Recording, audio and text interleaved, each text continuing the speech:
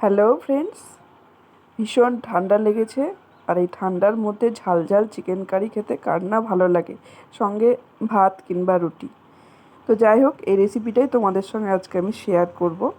প্রথমে আমি কড়াইয়ের মধ্যে সর্ষের তেল নিয়ে নিয়েছি।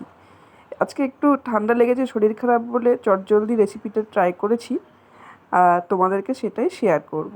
প্রথমে আলুগুলো ডুমো ডুমো করে কেটে নিয়েছি, সেদ্ধ করে সেটাকে ভেজে নিলাম। আর চিকেনগুলোকে কোনো রকম ম্যারিনেট করিনি, আমি নর্মাল এমনি চিকেনগুলোকে অল্প একটু নুন দিয়ে ভেজে নিয়েছি। এবারে কড়াইয়ে সর্ষের তেল আর একটু পরিমাণে দিয়ে গোটা গরম মশলা দিলাম, 3টে এলাচ, একটু দারচিনি আর 3টে লবঙ্গ, আর 2টি কাঁচা লঙ্কা দিলাম। আর আর বাদবাকি যে 2-3টি কাঁচা লঙ্কা দিয়েছি সেটা বেটে রসুনের সঙ্গে আমি বেটে রেখেছি। এবারে আমি কুচনো পেঁয়াজ দিলাম, দুটো দুটো মতো পেঁয়াজ দিয়েছি আমি। পেঁয়াজটা যাতে নরম হয় তার জন্য অল্প পরিমাণে, সামান্য পরিমাণে আমি নুন দিলাম। এটা জাস্ট পেঁয়াজটাকে ফ্রাই করার জন্য যতটা পরিমাণ লাগে অল্প পরিমাণে আমি দিয়েছি। এবারে আমি রসুন বাটা, কাঁচা লঙ্কা বাটাও আছে, আর ওখানে আদা বাটা দিয়ে আমি মশলাটাকে পেঁয়াজের সঙ্গে মিক্স করব।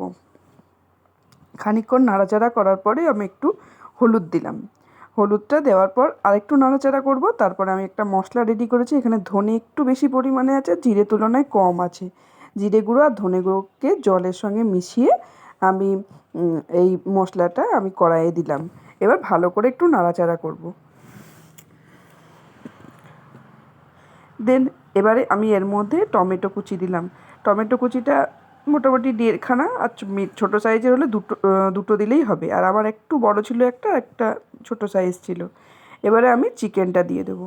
ভাজা চিকেনটা যে অল্প নুন দিয়ে আমি ভেজে রেখেছিলাম, সেই চিকেনটা ভালো করে দিয়ে আমি একবার দুবার নাড়াচাড়া করে আলুটা দিয়ে দেবো। শরীর যেহেতু খুব খারাপ, ঠান্ডা লেগেছে, অনেকক্ষণ সময় আমি রান্না করে দাঁড়াতে পারছি না, তাই একেবারে এই রান্নাটা আমি করেছি। যাই হোক, তো এবার মাংস আর ইয়েটা দিয়ে দেওয়ার পর কুচনো আমি পেঁয়াজ কলি রেখেছিলাম। এবার আমি পেঁয়াজ কলিগুলো ছোট্ট ছোট্ট করে পিস করেছি, দিয়ে দেখো দিয়েছি, দেখতেও ভালো লাগে আর মুখে পড়লে খেতেও ভালো লাগে। আর এবারে আমি এই পর্যায়ে আমি এখন নুনটা দেব। পুরো কষানো প্রায় অনেকটাই হয়ে এসছে, এবারে নুনটা দিলাম। জল যেটা ছেড়েছিল সেটা দেখো অনেকটা পরিমাণে জল ছেড়েছে নুন দেওয়ার কারণে। আর পুরো ঢেকে ঢেকে একবার দুবার করে যাচ্ছিলাম আর রান্নাটা করছিলাম। এই পর্যায়ে এবার আমি দেব একটু পরিমাণে গরম মশলা গুঁড়ো। আমার চিকেন কারি রেডি, ঝাল ঝাল চিকেন কারি। খুব ভালো লাগছিল খেতে, ভীষণ ঠান্ডা লেগেছে, বারবারই বলছি, সেই কারণেই করেছিলাম। তোমরাও এইভাবে রান্না করে দেখো, খুব ভালো লাগে। থ্যাংক ইউ, ভালো থেকো সকলে।